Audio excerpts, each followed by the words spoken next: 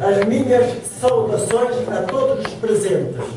Vamos iniciar o segundo sarau luso-brasileiro, assim chamado, como explicitámos na última vez, para significar que todos, principalmente as pessoas, enfim, mais antigas, que todos somos luso-brasileiros, praticamente pelas origens. Derivamos começou logo dos primeiros povoadores. E continuamos sendo luso-brasileiros porque realmente nós falamos a nossa língua, que já não é bem o português, é a língua luso-brasileira. Portanto, nós temos que ser inevitavelmente luso-brasileiros. E hoje vamos fazer o segundo sarau, como o anterior, e são as finalidades destes saraus, é promover a cultura, as letras, tornar conhecidos os autores, apoiar aqueles que editam obras, tornar conhecidos os seus textos, os seus poemas, as suas habilidades artísticas, a sua música. E com isto nós vamos então iniciar o primeiro tópico, que está entregue ao grupo poético muito já conhecido no Rio Grande do Sul, sólido e muito eficaz, que é Viva a Palavra.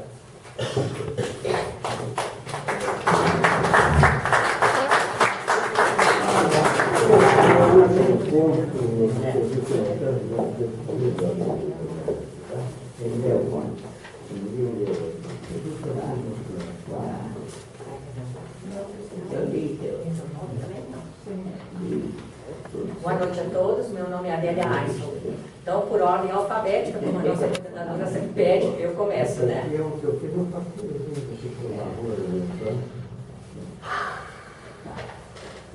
Café com poema. A noite passada, um poema escrevi, decorei antes do café. A voz doce da menina ainda me abraça, não esqueço.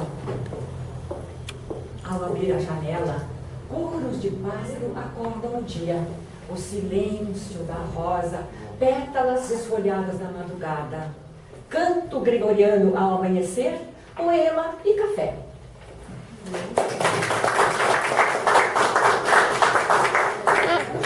Boa noite, eu sou Florini. O poema que vou recitar de minha autoria é Meu Corpo, uma Pintura. Meu corpo é pintado de tons multicolores, do verde esperança ao cinza esmaecido e sem luz. Mas pinto de azul, perfumo com rosas e entrego a ti. Pinta de sol minhas nuances, bebe do vinho escarlate que escorre da minha boca. Tua pintura, sangue meu em tuas veias.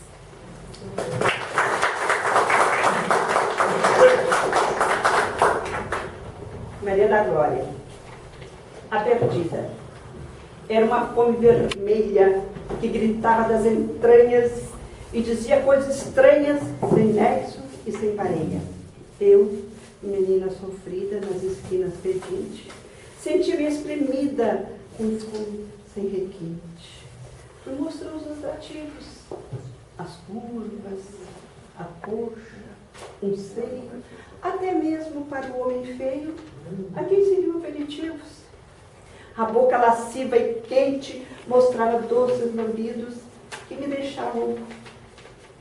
ultrajavam os sentidos e me deixavam demente. Matamos as nossas fomes. Ele partiu, satisfeito, e eu vesti-me sem jeito, com vício de outros homens.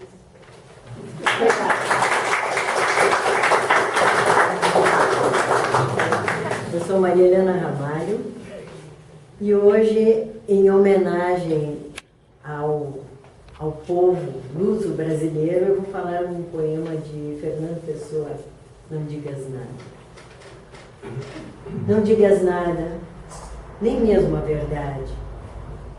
Há tanta suavidade em nada se dizer, tudo se entender, tudo metade, de sentir e de ver. Não digas nada. Talvez que amanhã, em outra paisagem, has de dizer que foi vã esta viagem. até onde quis, ser quem me agrada. Ah, mas ali eu fui feliz. Não, não digas nada, nem mesmo a verdade.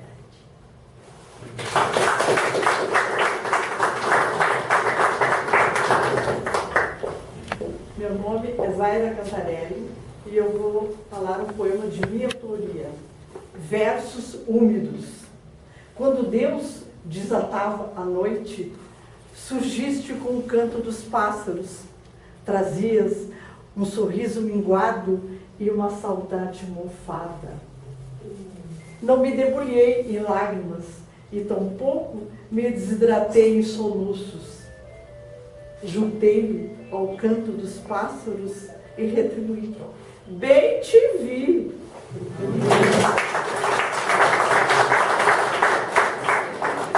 Então, esse aqui é o nosso grupo. Viva a Palavra!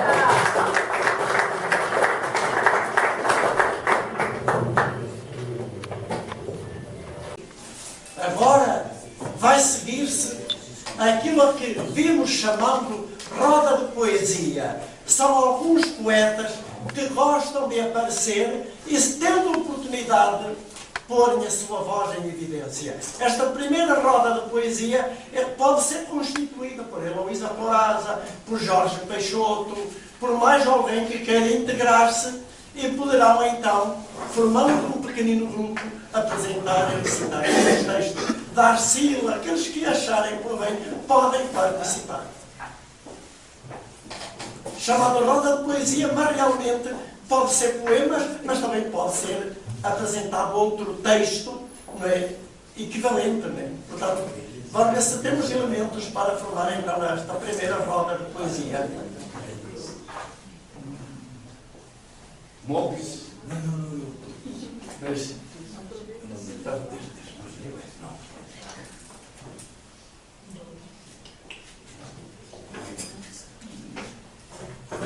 Então nós aguardamos, pode ser que chegue, mas faltam dois elementos que ainda podiam estar presentes, mas como isto era muito voluntário, era muito espontâneo, então nós agora vamos passar então para outro tópico. Jorge vai reclamar? Pronto, então, já está bom, é com você. Anda para nós, então vamos ouvir Jorge reclamando.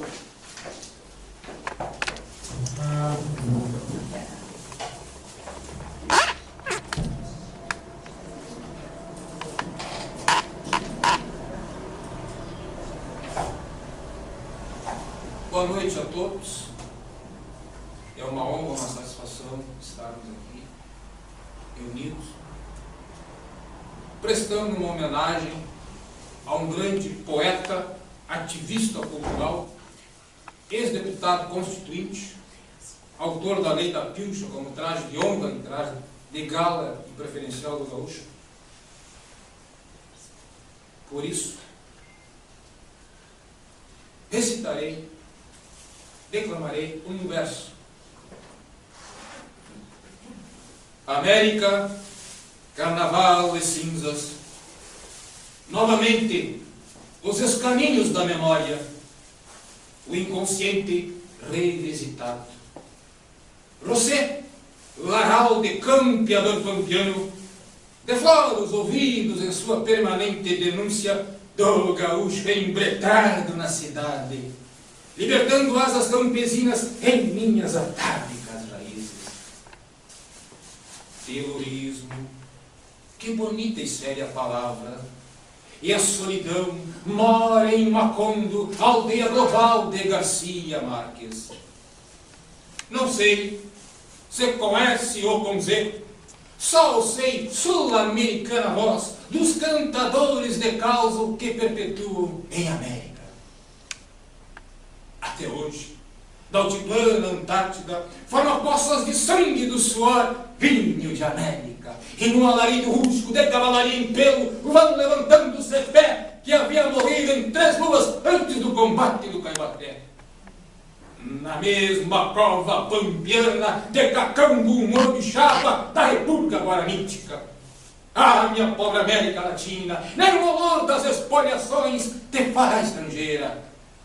Carnaval, festa do pobre, ai negro, são búzios do Satã, que iluminas a orgia dos pensadores, se faz dono e rei de si, na cadência parasitíaca do samba.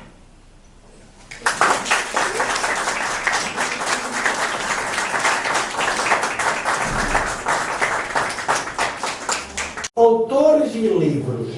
Então vamos dedicar alguns minutos a nos referir a livros e autores que principalmente possam estar presentes. Acho que é um bom ato homenagear quem escreve uma obra e que não fique esquecida. Portanto, nós convidamos para estar conosco o escritor Marco Antônio Ribeiro e Jorge de Andrade Mota.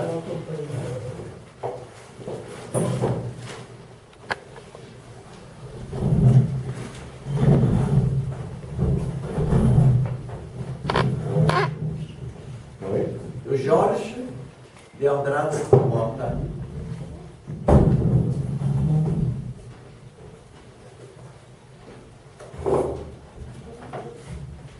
Constantemente nos enviam livros, sobretudo para os órgãos de imprensa que dirigimos. Recentemente, agora chegaram-nos este livro,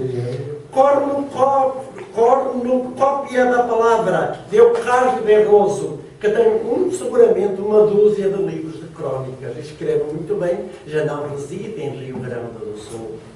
Outra obra muito polémica, que apenas deve ser lida por quem se prepara para isso, intitula-se Incesto, Romance, Bieno, Vili, Cude.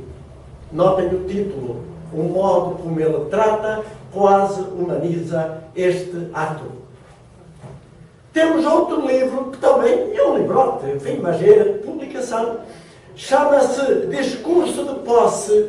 Inclui 2 trabalhos. Um é meu, mas tem outro de uma pessoa que também escreve muito bem e entrou na Academia Rio Grandense de Letras, que é Maria da Glória Jesus de Oliveira, aqui presente, e ela achou por bem imitar o seu discurso de posse, aqui está presente. Eu auxiliei também, permitindo a publicação do meu. Outro livro que nos aparece, de um autor que devia estar presente, Quando Nasce um Romance, de Rodrigo C. Escreve, não é conhecido, mas tem seguramente uma dúzia de romances e os títulos publicados já vão a uns 30. Vejam, uns 30 títulos e o nome quase desconhecido. E, no entanto, ele escreve muito bem. Agora temos 2 autores que estão aqui presentes e eu vou tecer algumas considerações sobre as obras deles. Um é o Marco Antônio Ribeiro.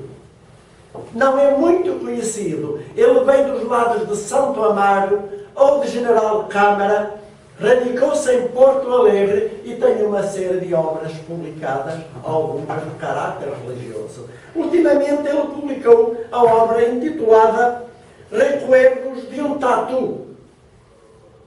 E muito interessante, ele retoma do imaginário popular uma lenda ou uma história que é o tatu, que eu já tinha ouvido até falar dela, mas é uma lenda para todos. E está, digamos, na cultura popular esta imagem do tatu, que eu ainda não sei bem como é que ela se justifica, mas ele disse, ele sabe tudo. Ele escreveu um livro muito interessante, em que soube como que romancear o que será um tatu, e logo o tatu de General Câmara, que também andou muito por Santo Amaro e fez tantos dele por este mundo fora.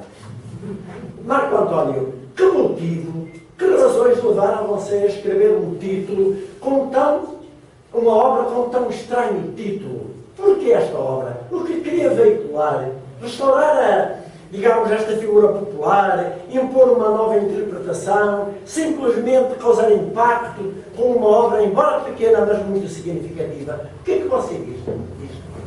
Esse trabalho é uma coleção, esse aqui é o primeiro volume, né?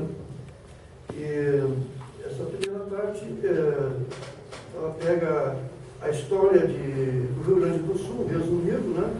E chega em Santo Amaro e General Câmara. A primeira parte, metade do livro é a história, né? Bem resumido, né?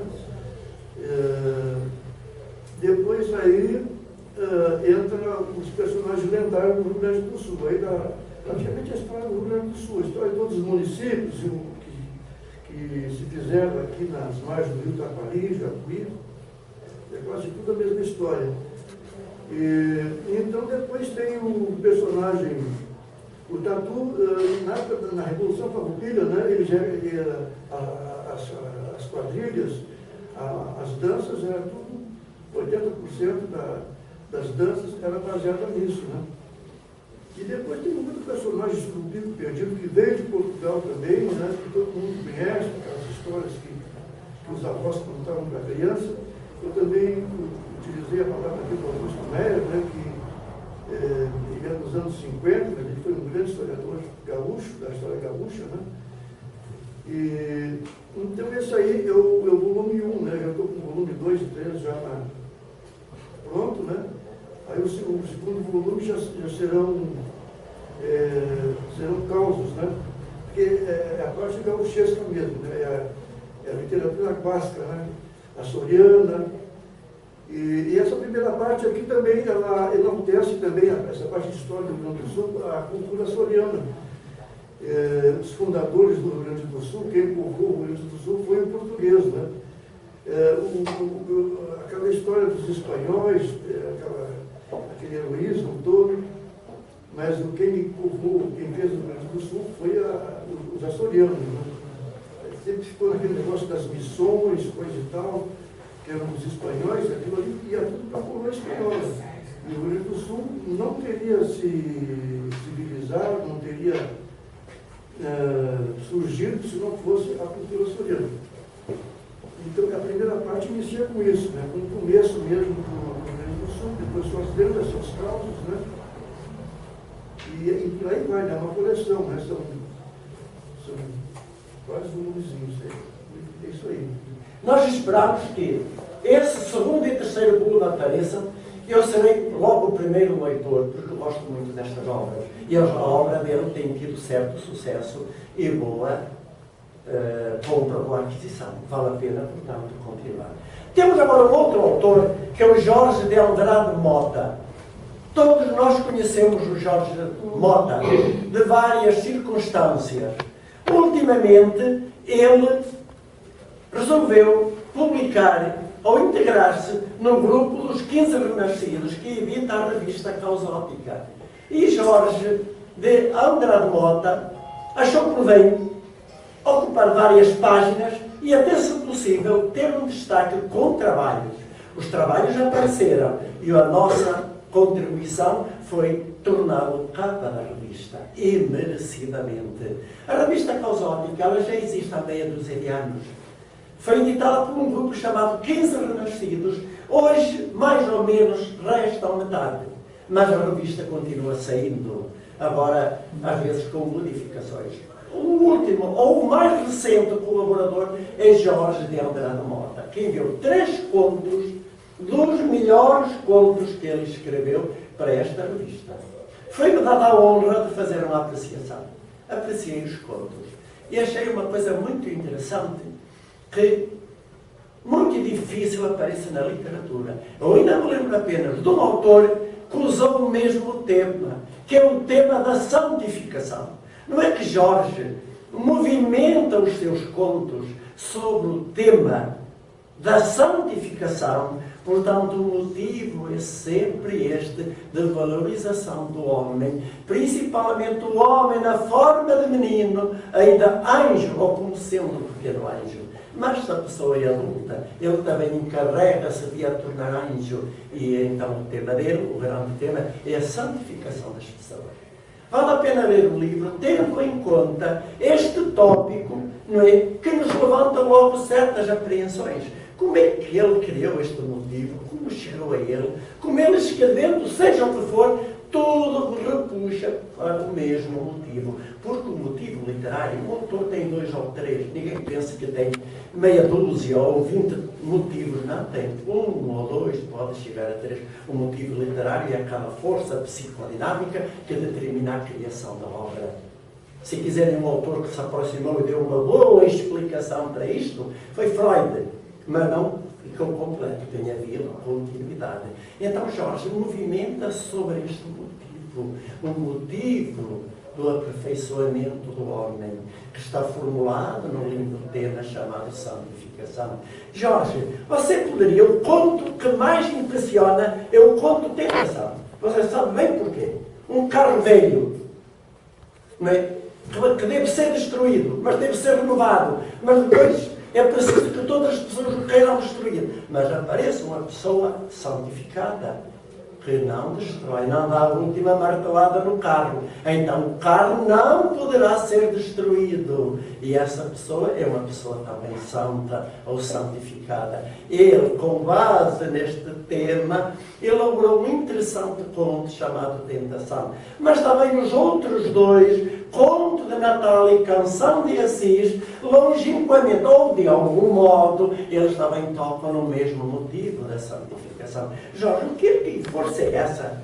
Que razões são essas para você se individualizar, tornar-se um contista sui generis, embora não tenha divulgado a sua obra, mas realmente ocupa um lugar muito especial, quase único? O que é que leva a santificar tanto as pessoas?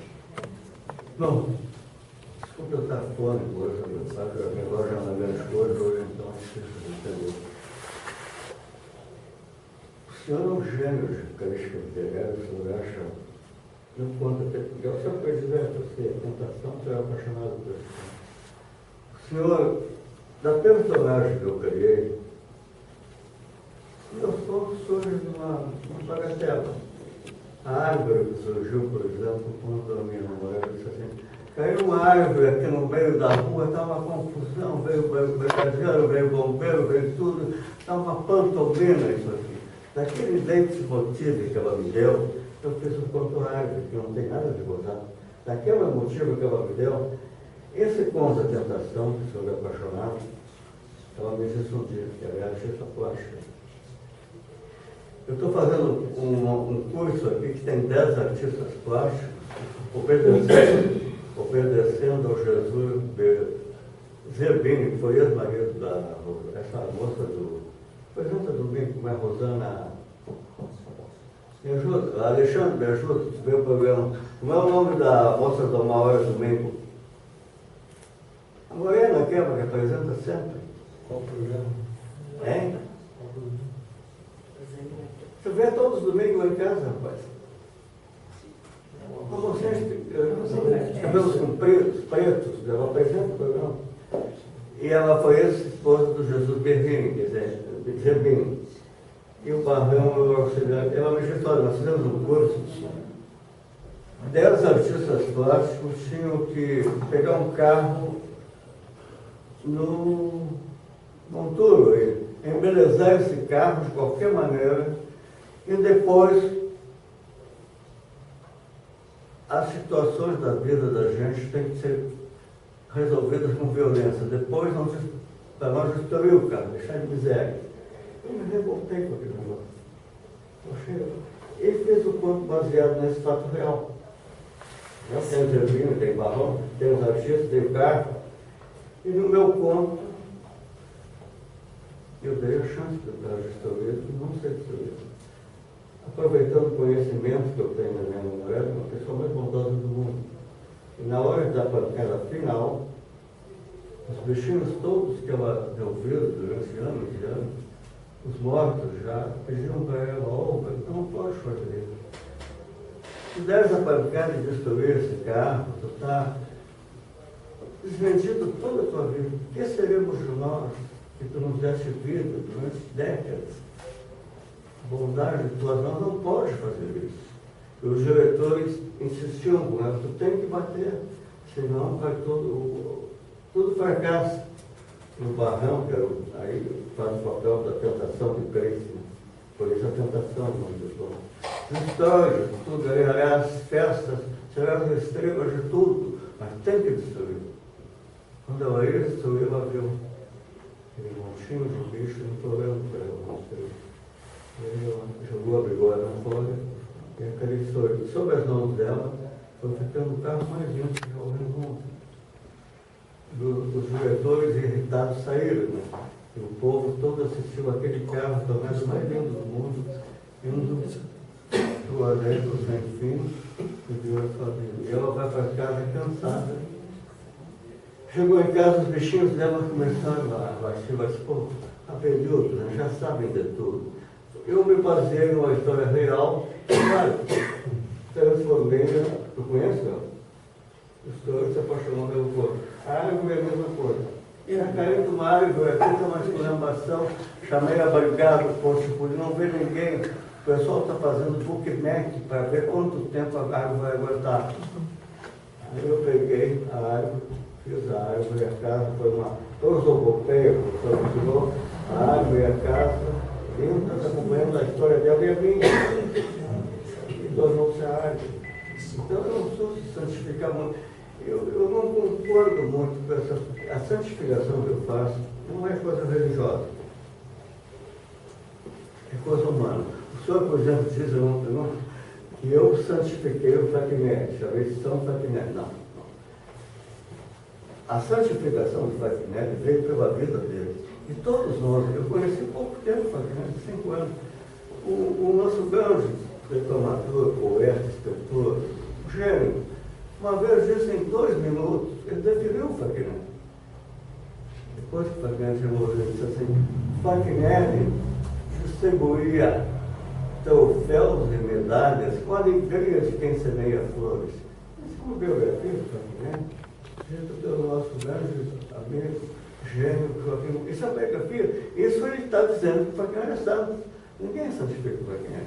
Não há uma pessoa que tenha convivido com o Facnet e que não tenha sabido que o Facnet, se houve santo, santo humano, não digo santo de religiões, coroinha, se houve algum santo que passou por essa terra, não, São Facnet. Por isso, bom, que ele ia dar os prêmios, mas a alegria maior estava nele. Ele vinha dar uma felicidade para ti, ele estava mais feliz. A pessoa dessa é santo. Não precisa Roma vir fazer ideias. Não, nós que convivemos com o Facnet, nós sabemos que o Facnet foi um santo humano que passou por essa terra. É uma coisa assim, não tem quem conheceu ele que não saiba disso. Então, não é que eu santifique, a vida é um monte de pastilhinhas, com essas construções que tem, feitas de milhares, e cada pastilhinha é fundamental. Se a gente tira uma, o destino, a vida da gente muda. E não é que, o senhor diz também, eu acho maravilhoso, todos, não é que eu acho maravilhoso. Eu convivi com gente ruim também, não sou isento do mundo, convivi com gente que não presta. Só que ficaram na minha vida e construíram a minha vida pessoas fantasticamente, eu olho aqui quase todos. Então, eu não fabriquei, a gente sem querer seleciona. Eu convivi com gente ruim. Agora, o meu destino, em todos os lugares que eu passei, encontrei pessoas fantásticas. E fizeram o que eu sou, como dizia o Lopes de Veiga, a gente não é marido, nós somos padrões de todas as nossas relações descobertas. E eu vejo os lugares que eu passei, Vila Mata, Juvinho, Associação, Confim, Redenção, tudo eu encontrei pessoas que fizeram que eu seja o que eu sou. E eu não interferi na vida deles também. O professor João Batista, da faculdade, um dos personagens desse livro de gozação, ele é professor há 25 anos, um rapaz moço. Ele foi para ele por 14 meses. Não basta ser um grande professor, tem que ser uma figura humana grandiosa. Para ele, 14 meses, um rapaz moço. Que grandiosidade humana que eles têm. Ele influiu na minha vida. E ele disse na Câmara, ele recebeu o título de cidadão de Porto Alegre. Ele disse: eu vou dizer para vocês aqui, deputados, vereadores, que a gente cercando de pessoas boas, a gente vai se construir a gente mesmo. Ele deu uma honra para mim, um colega meu. Quando eu entrei na sessão, eu orgulho de 20 anos. Eu conheci, citou eu e mais 2 colegas. Esses foram fundamentais na minha vida. E ele também foi na minha. A gente é uma troca de fraternidade. Ele influiu na minha, porque ele chegava na sessão, ele fazia as histórias dele, outros colegas interpretaram, um está ali, o Maurinho, e eu comecei a escrever assim, fazendo bobagem na década de 80, mas bobagens vividas, não fabriquei nada. Deixei aquilo ali, nos irmanou. Eu disse, uma dessas irmãs faleceu, a esposa, aquela que foi Ortega, não recebeu, na casa do Fernando, você lembra aquela moça linda, bonita? Há pouco, infelizmente, morreu. E eu disse na elegia dela, na casa deles, que nós fazíamos churrascos semanais em 80, eu comecei a escrever. E a gente criou um laço de fraternidade, tem um ali, o Maurinho pode... Não é verdade que eu estou dizendo, Maurinho? A gente ficou irmãos, muito mais nos laços de sangue, às vezes não são assim. Aí a fraternidade, 40 anos trabalhar junto, a gente cria uns laços de fraternidade e não se rompe nada de história. Isso é a vida de cada um de nós. E parece incrível o destino, alguma coisa. Se a gente tira uma das partidinhas valiosas, nada se concretiza. Aquele rapaz que está ali, o Mauro, no ano 2000, havia um concurso no Júlio de Cacilhas. Eu só escrevia essas piadas do Júlio de Cacilhas. Ele deixou um bilhetinho para mim. Tem um concurso no Júlio, vai lá, concurso público, de toda a cidade. Eu fui. Escrevi o Julinho de 51, que pouca gente conhece aqui. Eu tinha 11 anos. O Monk devia ter 4 ou 5, 51, né? Sim. E eu tinha 11 anos e o prédio mais lindo de Porto Alegre era aquele Julinho. Era o Palácio de Versalhes, era 1000 vezes mais bonito que a belíssima Faculdade de Direito. Era um prédio fantástico. Foi a primeira grande perda da minha vida. Quando eu cheguei 14 de novembro de 51, fui fazer o exame oral, só tinha chamas, cinzas. O colégio estava todo destruído. E no ano 2000, quando o colégio fazia 100 anos, lançado por aquele moço ali, ele é muito cabeludo, mas ele gosta de rapar os cabelinhos dele. Ele disse, vai lá nesse concurso. Aí eu resolvi, concurso público, escritores todos poderiam participar. Eu resolvi contar, recaguei aquele colégio. Pode ser colégio da Faculdade de Economia, um colégio feio, né? Eu resolvi recriar o colégio antigo. Entrei no colégio, vi um por um dos professores de 51, a maioria já mortos, mas tinham, né, filhos, tinham gerações deles ainda vivos no Julinho. Eu recriei o colégio, andei por sala, nomeei os professores, e no final veio o alarido da juventude. Meus colegas, então, jovens, o príncipe inglês diz que os mundos não são exclusivos. E existem mundos paralelos, em que existe a gente compreender que num desses mundos paralelos, talvez a Alemanha tenha ganho a guerra. Não é a mesma coisa que acontece, entendeu? Então, esses mundos paralelos, em 51, eu fiz esses colegas virem um Eliseu na juventude, me saudar, eu que vim do outro tempo perpendicular, não é paralelo, perpendicular. Eu que vim de 2000, eu recontei eles em 51 jovens, com 11 anos, 12, e todos vieram me saudar.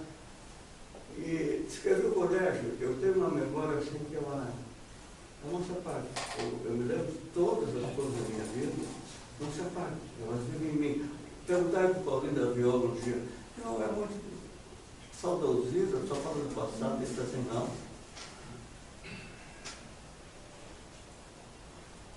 O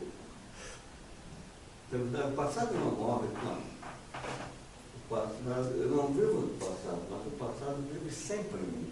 Porque a gente, queremos ou não, a gente é resultado da nossa vida passada. Se a gente não tivesse nosso antepassado, a gente não seria o que é hoje. Cada um dá um pedacinho e a gente vai formando a gente, influindo nos outros também. Bom, resumindo, eu nunca desejei ser escritor, eu tive a opção de ser escritor. A minha paixão é a saúde pública. Eu trabalhei 86 anos na saúde pública. Claro, eu sou. Aí o pessoal pensa que tem 120. Eu trabalhei 35 anos na Vila Mata. Pobre, querida, amada Vila Mata. Lá eu era médico, professor. Quando morriam as pessoas, eu fazia elegia. Eu gostava das pessoas. Eu era moço.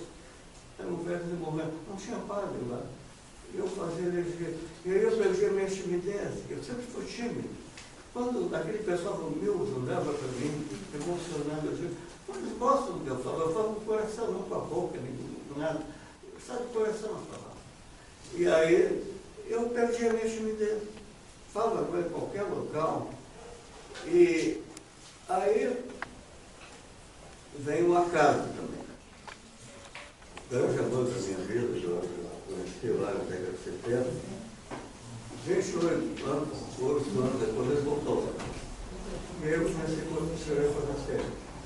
Foi um concurso que foi feito pela Série de Poeta.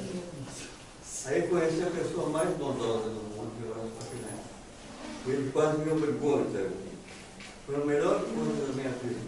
O melhor de tudo é conhecer essas pessoas fantásticas, cada uma mais. E essas casas da gente promove o amor, a saudade, a viver um mundo de tanta violência, tanto crime, tanta maldade. Essas casas são dignas de transformismo. Nunca a violência vai acontecer. E eu alcancei outra obra na minha vida, essa parte literária. E estou muito feliz nessa idade que eu estou, como renascendo. Então, eu sempre procuro escrever muito bom. Agradecemos muito as palavras do Jorge, que esclareceram muito, e o princípio continua. Pela compulsão do retorno se constrói o futuro, mas o seu futuro fica sempre sobrenaturalizado e muito bem santificado. Eu também fui já santificado no seu caminho.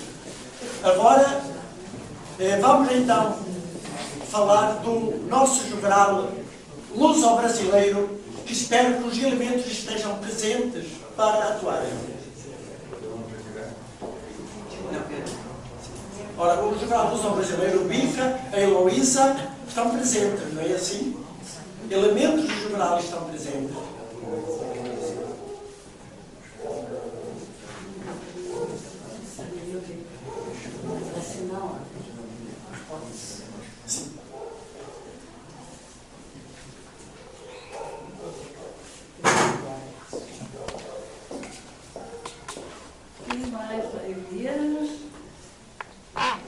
Bom, eu vou falar um monólogo, só que eu não consegui decorar todo, mas vai, é de minha autoria, chama-se Súplica.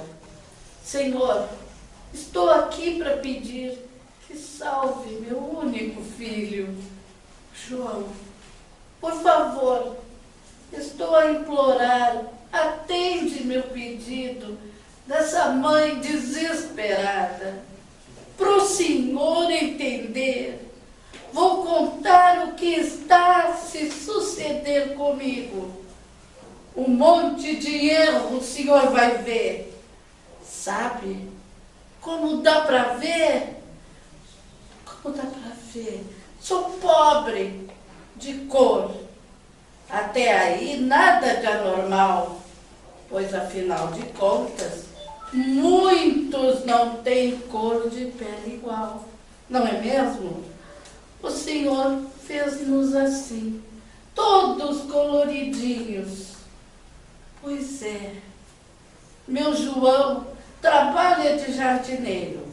Ele é jovem, honesto e trabalhador. O criei com sacrifício, mas até no que pude o eduquei direitinho. O coloquei no colégio público, o ensino básico ele estudou. Depois passou para o ensino médio, como chamam agora, e aí parou. Nós não temos dinheiro para ele fazer faculdade e vamos levando a vida na simplicidade. Conosco, orgulho de termos caráter e honestidade, e até sabemos conviver com o preconceito, a adversidade da chamada sociedade. Bom, já falei demais. Isto acontece quando se abre o coração, e que estou um bocadinho nervosa e meu peito até parece que vai explodir por causa da tal injustiça social. Pois, se não fosse essa danada, meu filho não estaria passando mal e esperando num corredor vaga para UTI. E ainda mais, sendo acusado de ter matado seu Dorival, seu padrinho e patrão. Quanto a tal injustiça, senhor, vai entender agora. Como eu já falei, o João é jardineiro. Ele estava carpindo no fundo do quintal de seu padrinho, quando, de repente, escutou um tiro e um grito: não! Meu menino reconheceu a voz de seu patrão, largou o que estava fazendo, indo ver o que havia acontecido. Entrou na casa nervoso, atordoado, e logo deparou-se com seu Dorival, caído ao chão. Ao seu lado estava um revólver. Então, desesperado, abraçou-o. Num gesto repentino, pegou a arma, jogando-a longe, longe dali. Comovido, abraçou novamente seu Dorival. Em seguida, levantou-se. Ligou para o médico que tratava de seu padrinho e também para a polícia. Ligou e contou tudo a Pedro, filho de seu Dorival. Este, como morava perto dali, chegou em seguida. Logo após, médico e a polícia. A confusão foi geral. João, ao perceber que estava com a camisa suja de sangue, encaminhou-se para a porta da casa e, ao sair, esbarrou em um homem branco e bem vestido, que, ao ser notado, deu um soco em João, que instintivamente reagiu. Um policial viu a cena e atirou.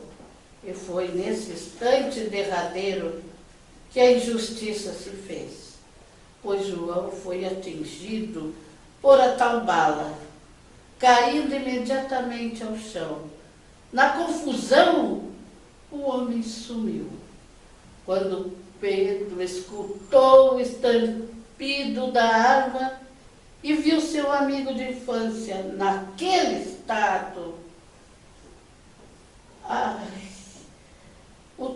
no chão, o homem sumiu. Desculpe, eu me perdi aqui.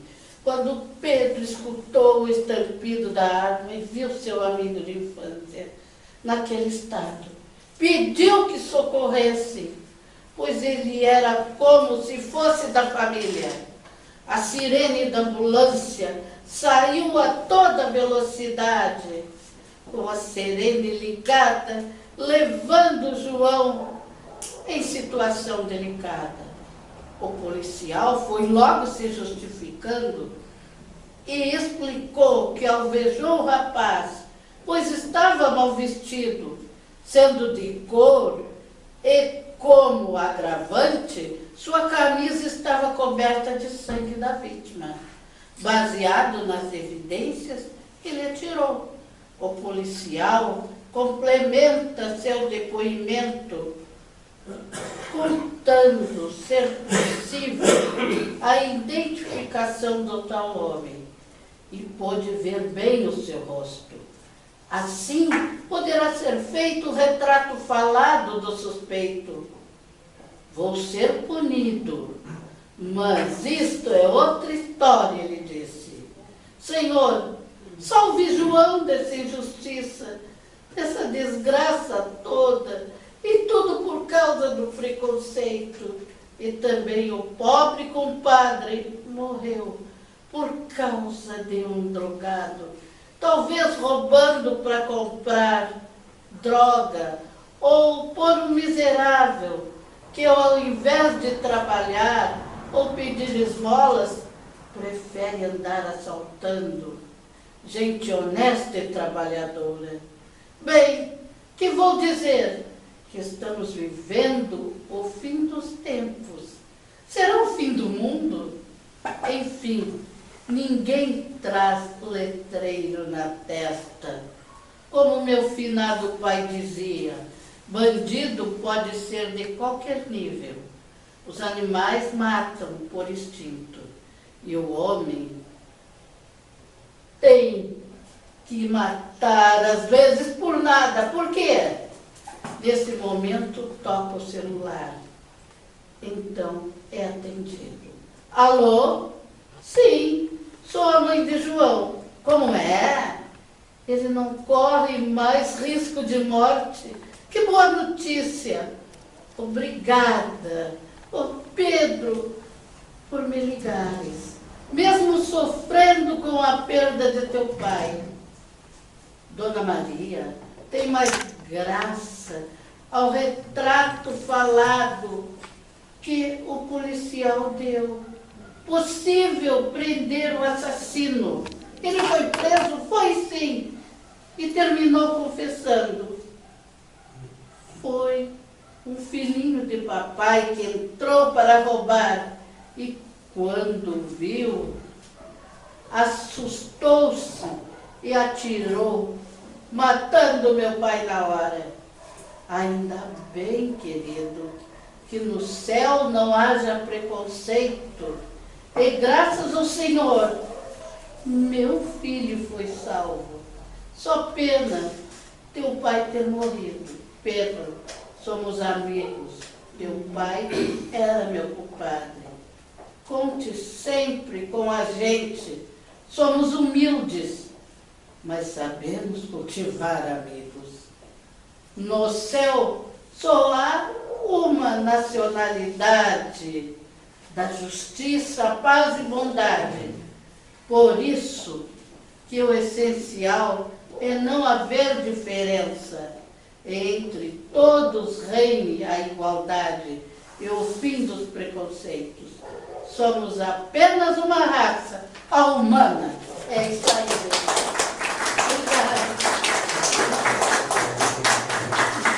Agora vamos passar a outro tópico. É chamar o grupo do Bica, que ele trouxe elementos que ainda falta esta parte. Então, primeiramente, vamos fazer a parte do Bica, que tem música e tem elementos tradicionalistas. E depois fazeremos a parte final, que é a homenagem ao poeta Joaquim Montes, aniversário do mês.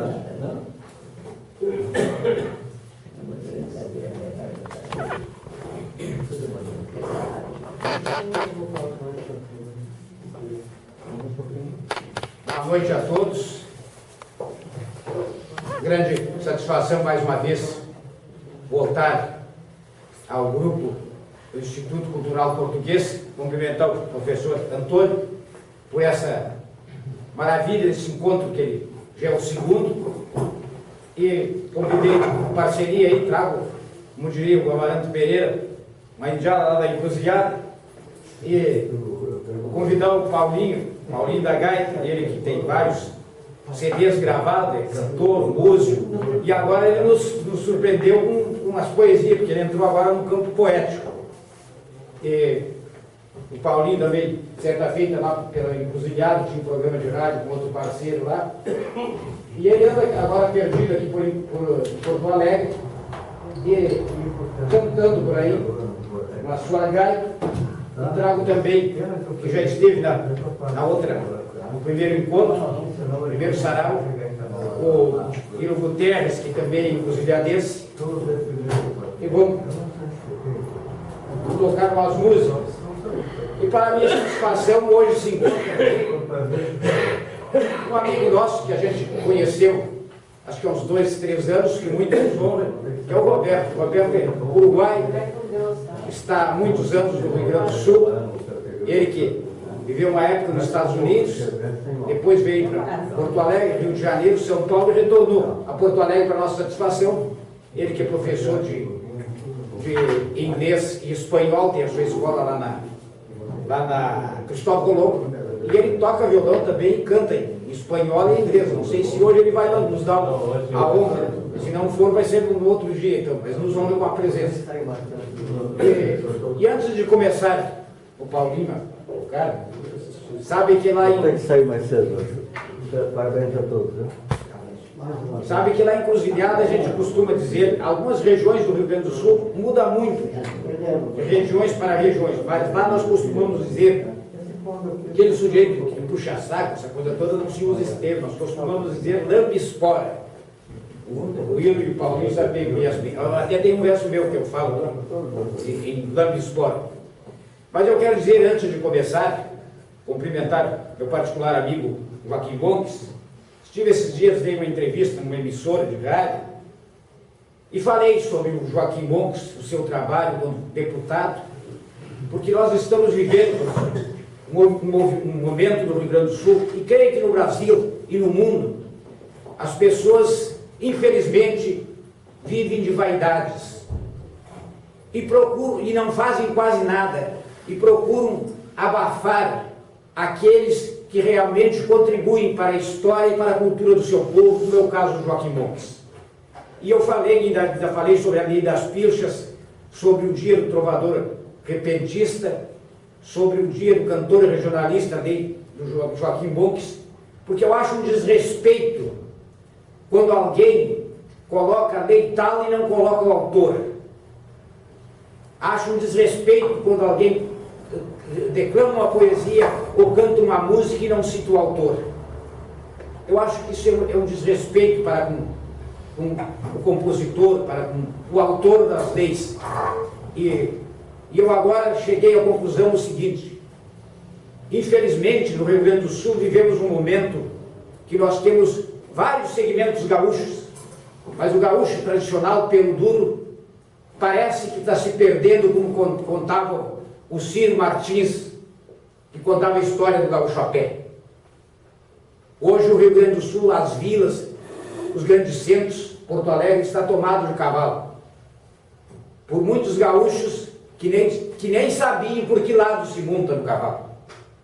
E são essa gente que estão por aí para deturpar o nosso tradicionalismo e essa coisa que nós trouxemos no sangue, que herdamos dos nossos ancestrais, que é a cultura do nosso povo, a tradição e o folclore. E eu me acho, como Deus me deu o dom da palavra, eu gritarei em nome daqueles que fizeram alguma coisa pela cultura do Rio Grande do Sul. Paulinho da Gaita.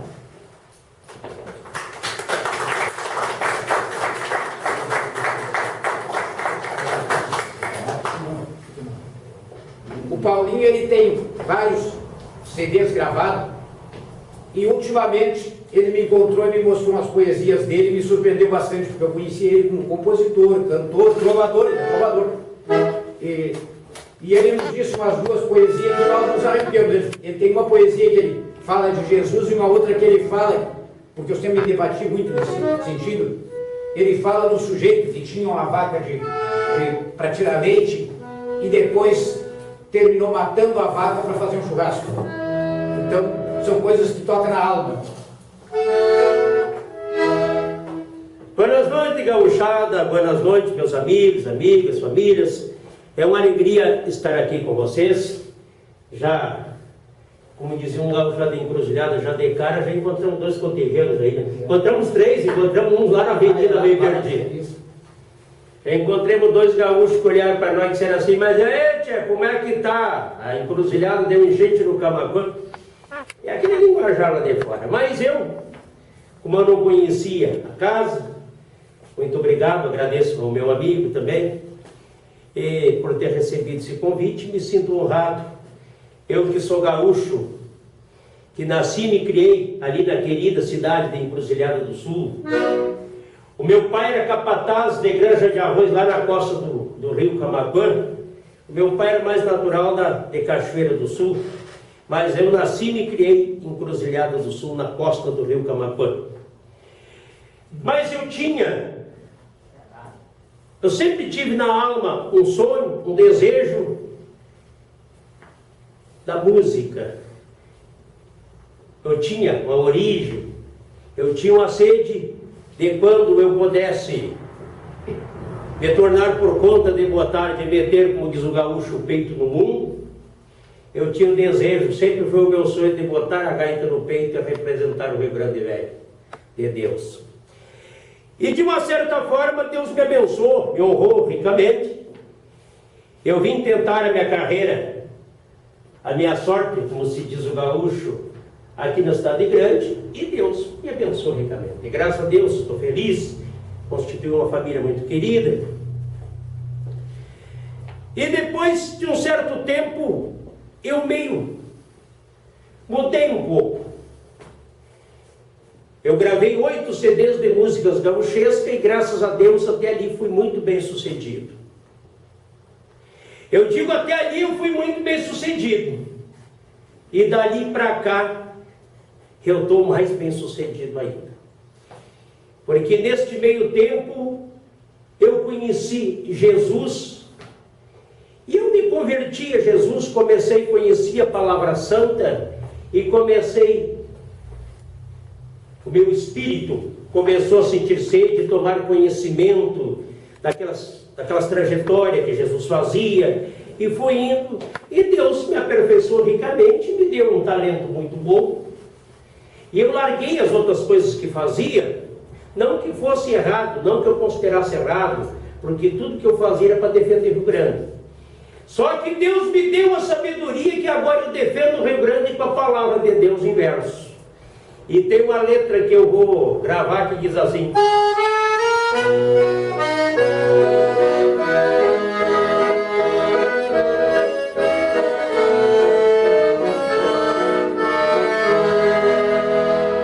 lá nos confins da campanha, num galpão fundo de campo, uma certa feita eu fiz um canto só para cultuar o meu Senhor. Eu cantava esse meu louvor, a minha moda campeira, enquanto a estrela boiera clareava o nosso interior. Eu até pedi perdão, até já pedi perdão a Deus se o meu agir foi pecado. Mas lendo o livro sagrado, relata a Escritura Santa que todo cristão que canta é como quem prega dobrado. Quando eu entro no meu aposento para declamar, fecho a porta. O meu peito às vezes nem suporta e até põe o rosto no chão. Senhor, eu lhe peço perdão por meu gesto analfabético, e nesse cultuar de poético eu lhe louvo em vez de oração. Eu trago no meu semblante essa origem de campeiro. Eu fui capataz, fui xangueiro, eu já cortei arroz de foice. Tomei potro, tomei coice, já tomei água vertente. Já fui picado por serpente, mas tudo é coisas da lida.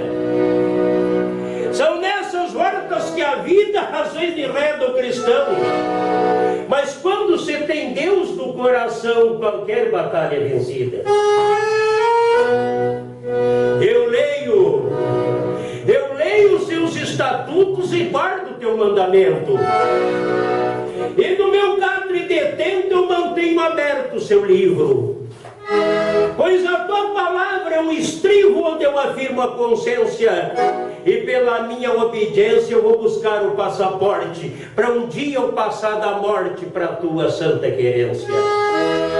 Eu quero chegar no céu como o peão chega na estância. Pois desde a minha infância eu fiz o que um cristão faz. Eu fui obediente aos meus pais, já quando clareava o dia, eu cuidava a água que chia num cantejar de aleluia, cevando a erva na cuia para o mate do capataz. E o dia O dia que eu dobrar os meus joelhos lá na destra de teus pés, que se levante a minha fé como quem ganha um legado. Pois parte do meu pecado foi procedência da luta, mas que num clamor resoluto eu espero ser perdoado. A nossa vida, essa vida é como um trem. Essa vida é como um trem que percorre os arrabaldes, onde alguns embarcam mais tarde e alguns embarcam mais cedo. Mas eu sei que eu não vou ter medo no dia do meu embarque, porque não vai ter quem me ataque de eu chego aos pés do patrão. E o meu maior galardão vai ser sentar do seu lado, como um simples empregado que trata da obrigação. Que lá no fundo do galpão me sobra um canto reservado, que ainda eu seja o mais pequeno empregado do mais modesto patrão. As palmas louvam a Deus.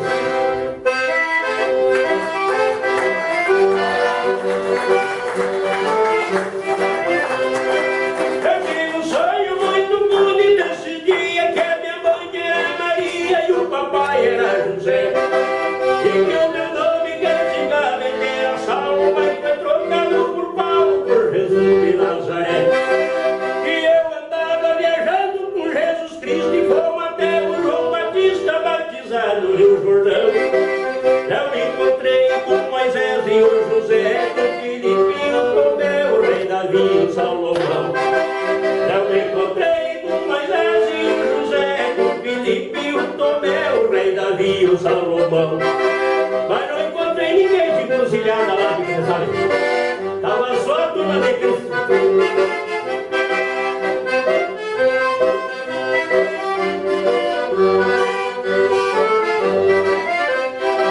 Depois cruzei para o lado da Judeia, com José de Arimateia, eu fui me encontrar com os judeus. Eu me encontrei com diversos sacerdotes, com Elias e o Enoque, para falar com os fariseus.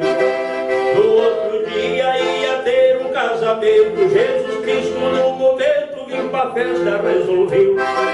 Jesus pregava para o povo com carinho, transformou águas no vinho e um milagre aconteceu. Jesus pregava para o povo com carinho, transformou águas no vinho e um milagre aconteceu. Mas aonde Jesus chega sempre acontece um milagre. Vocês acreditam, Gaúcha? Tu também acredita, né, amigo?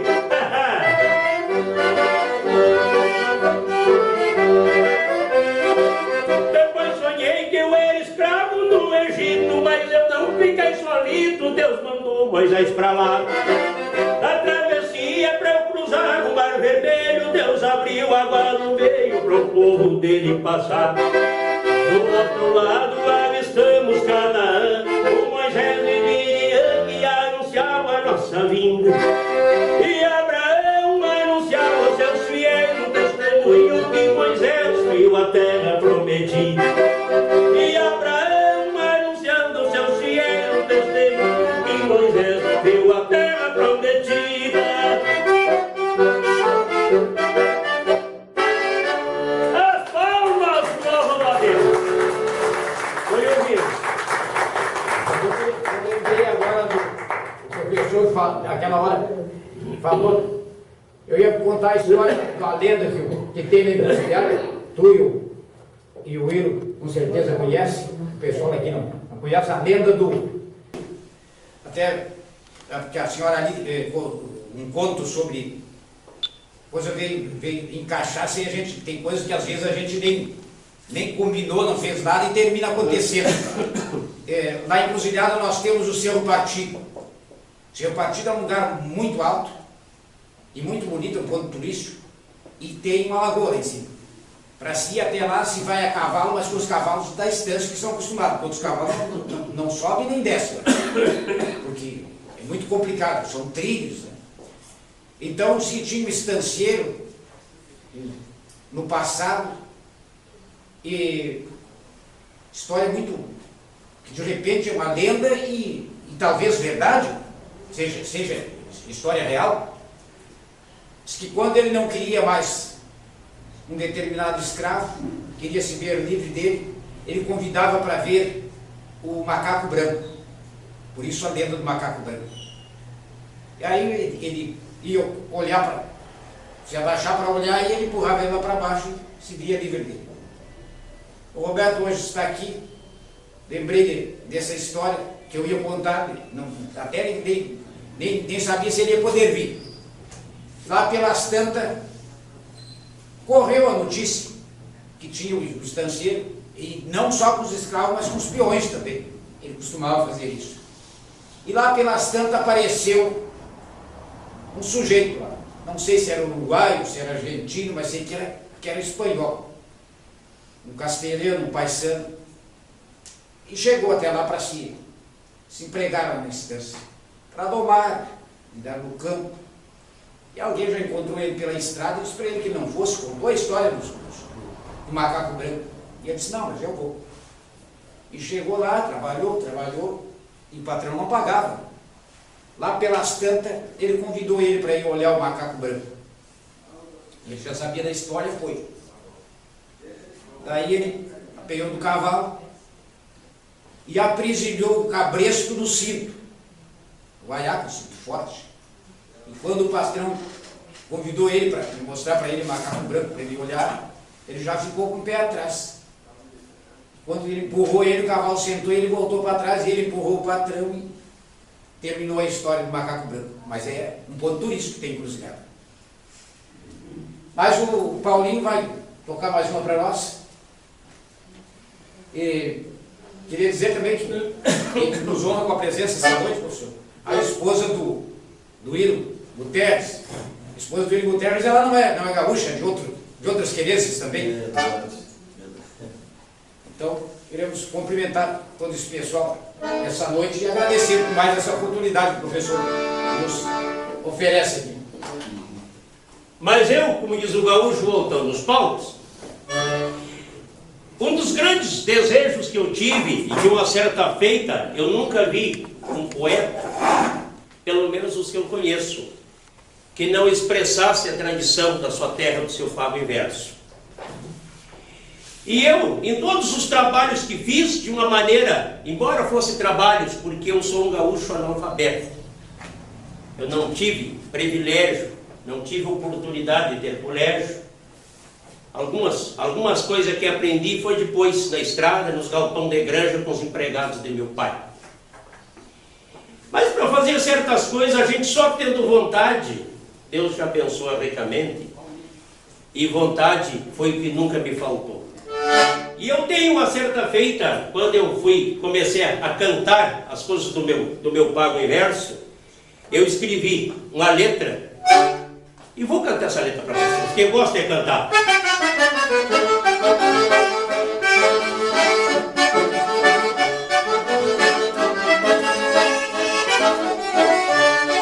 Eu vim lá da encruzilhada, da costa do Camaquã, eu pulava de manhã, buscando água nas valetas, a foice foi minha caneta, e a granja foi meu caderno, no verão e no inverno, dormindo numa carreta.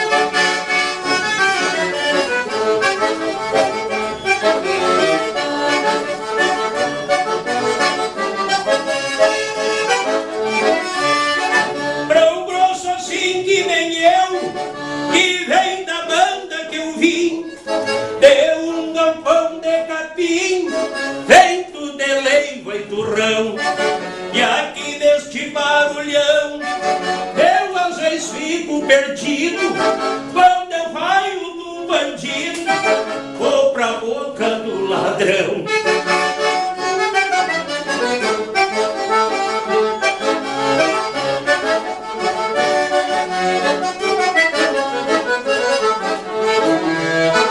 Nunca mudei o meu jeito, cresci do jeito que eu sou, moro num rancho de pobre, na beira do corredor. Sempre agradeço a Deus e pra mãe que me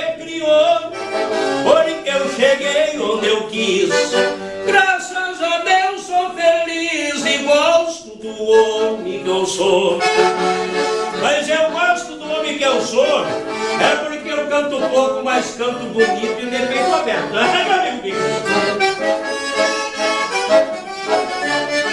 E o dia que eu for cantar lá pra última morada, eu quero ser enterrado lá na minha encruzilhada, na costa do Camaquã.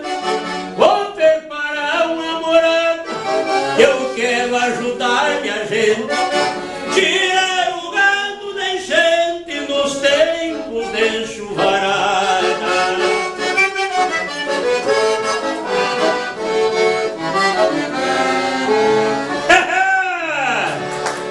O povo de lá da minha terra, o povo de lá da minha terra representa o Rio Grande assim. Estou te ouvindo, meu? Bueno, o hino diz que hoje não vai tocar. Hoje ele vai quer só te ouvir. O Roberto também. Mas na próxima eles estão montados. Na próxima vão ter que trazer o violão. Pois é. O Paulinho canta mais um e nós encerramos para ser um professor. Mas é verdade, professor. Pois você sabe, professor, agora eu vou declamar mais uma poesia de minha marca. Que ela diz assim: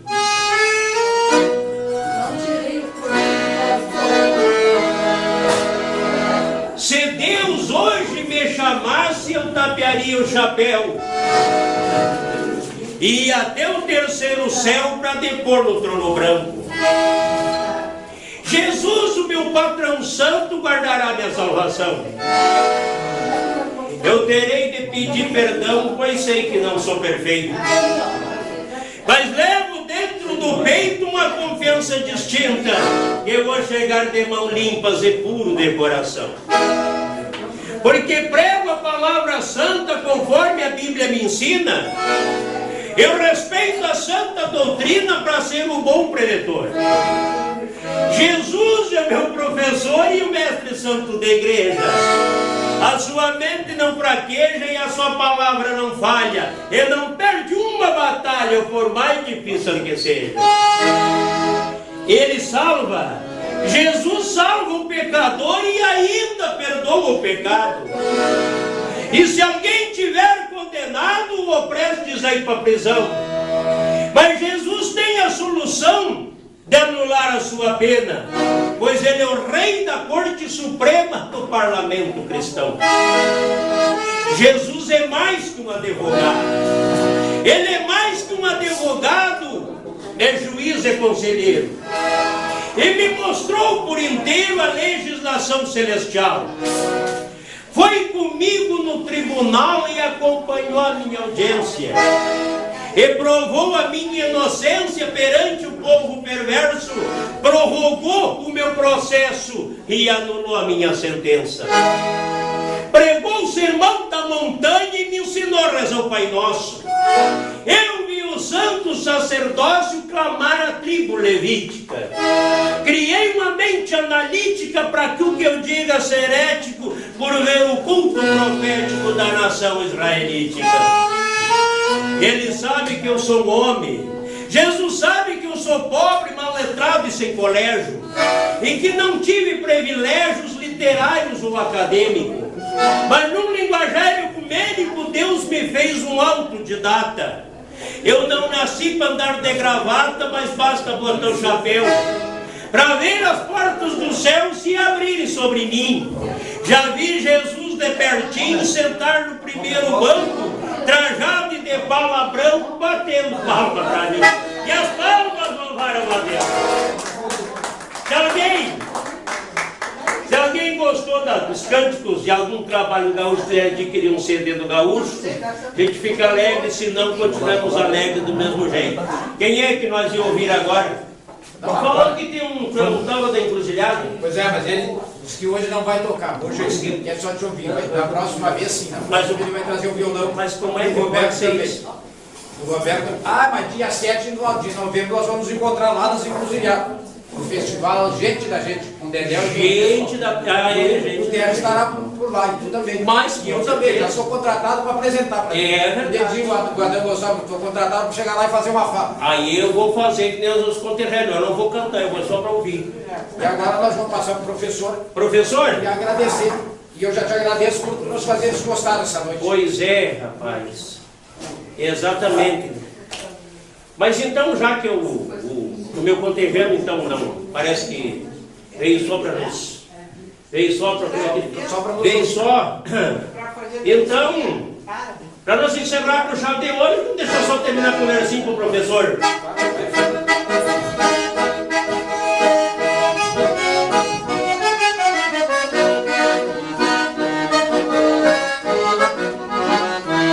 Eu defendo a encruzilhada e o meu povo dê valor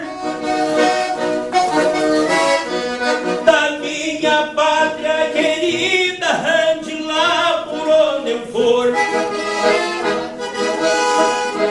Eu defendo a cidade e defendo o interior.